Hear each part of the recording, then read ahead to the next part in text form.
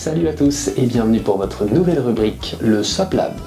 Nous sommes allés tester pour vous le DAM, le Die Assault Matrix, le dernier né de la gamme, mais également le premier lanceur scénario de la marque. Alors, qu'est-ce qu'on en a pensé? Nous sommes allés le tester en conditions réelles pour vous. Sans plus attendre, magnéto!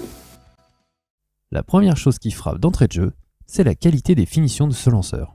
A noter que le DAM est fourni en rail Picatinny afin d'accessoiriser à votre guise. Avec un prix affiché à près de 1000 €, vous allez me dire qu'il y a intérêt quand même.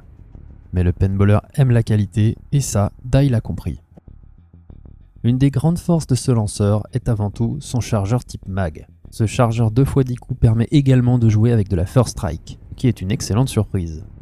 L'autre nouveauté, c'est l'incorporation de l'alimentation en air dans la poignée.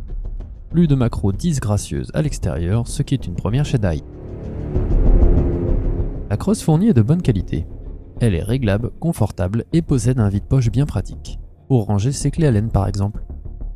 L'autre nouveauté de ce lanceur est le système de double feed. D'un simple glissement sur un bouton latéral, vous pouvez changer le mode d'alimentation de votre lanceur. Vous pouvez par exemple charger votre mag avec des billes First Strike et utiliser votre loader avec des billes classiques. Ces possibilités décuplent l'intérêt du lanceur et amènent une dimension stratégique dans l'utilisation de celui-ci. Après cette petite revue de spec, allons tester le lanceur dans son élément. On commence par l'utilisation du système mag.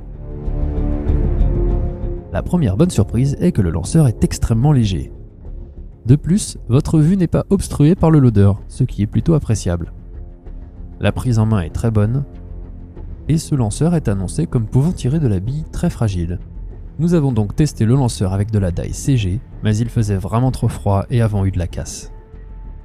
Attention, si votre bouteille d'air est plus grosse qu'une 0,8, il vous faudra forcément passer par un mamba ou changer de crosse.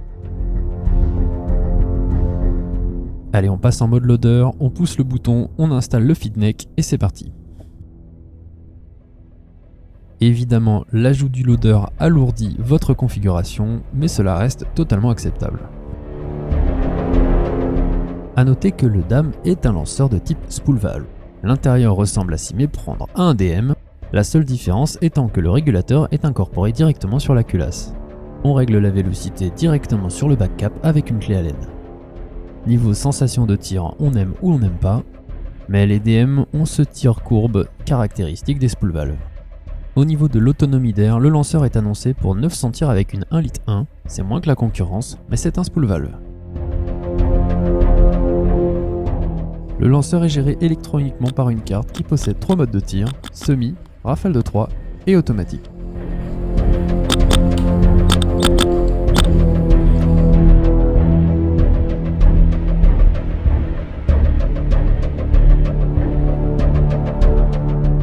Honnêtement, le lanceur nous a beaucoup plu durant cette journée de test. Il n'a qu'un seul défaut, son prix élevé.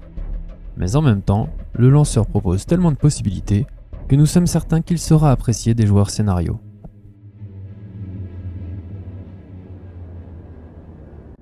Voilà, on espère que ce test vous aura plu. On se retrouve très bientôt pour de nouvelles rubriques. En attendant, on se dit bye bye et à bientôt.